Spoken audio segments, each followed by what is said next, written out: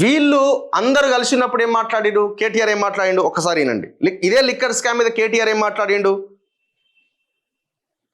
ఏంటిది liquor scam? Liquor scam ఏంటిదంటే liquor ban అయిన గుజరాత్ లో 42 మంది చస్తే లిక్కర్ తాగి, అది లిక్కర్ స్కామ్.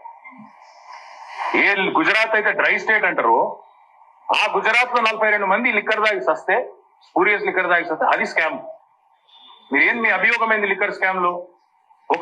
కొంతమందికి అనుకూలంగా పాలసీ తయారు చేసిండ్రు అని మీ అభియోగం. మరి నేను అంటున్నా ఈరోజు మీరు తయారు చేసిండ్రు పాలసీ, అదానికి అనుకూలంగా మీరు తయారు చేసిన పాలసీ పోయింది. ఏంటిది లిక్కర్ స్కామ్? ఇది ఎవరు మాట్లాడిరు? ఆనాడు కేటీఆర్ మాట్లాడింది. ఇప్పుడు ఏమంటున్నారు? లిక్కర్ స్కామ్ చేసింది నువ్వే కదా, నువ్వు ప్రమాణం చేయని వీళ్ళు అడుగుతున్నారు.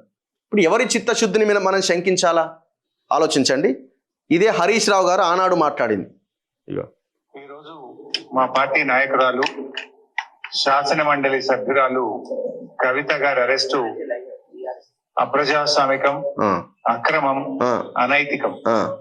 ఈ అరెస్ట్ ను తీవ్రంగా ఖండిస్తా ఉన్నాం, ఖండాలుగా. ఎందుకంటే ఒకవైపు సుప్రీంకోర్టులో కేసు పెండింగ్ లో ఉండగా శుక్రవారం రోజు కావాలనే శని ఆదివారాల్లో కోర్టుకు సెలవు ఉంటుంది కనుక రాజకీయ దురుద్దేశంతో మా మీద బురద జల్లాలని, రాజకీయంగా మమ్మల్ని దెబ్బతీయాలని ఒక పథకం ప్రకారంగా కుట్రతో ఈరోజు బీజేపీ మా శాసన మండలి సభ్యురాల్ని అరెస్ట్ చేయడం జరిగింది. చూసారా, ఇది ఎవరు మాట్లాడుతున్నారు? హరీష్ రావు మాట్లాడు. ఖండాలుగా నరికి రానాడు, మటన్ ముక్కర్ని ఇట్లా నరికినట్టు. ఇప్పుడేమంటున్నారు? లిక్కర్ స్కామ్ జరిగింది వాస్తవం కాదా, లక్ష్మీ నరసింహస్వామి మీద ఒట్టేసి చెప్తామని అంటున్నారు. వీళ్ళు చూడండి, అంటే అధికారంలో ఉన్నప్పుడు ఒక మాట, అధికారంలో వెళ్ళినప్పుడు ఒక మాట. సేమ్ బీఆర్ఎస్ ఏ రకంగానైతే మాట్లాడుతుందో సేమ్ కవితది కూడా అట్లే ఉన్నది.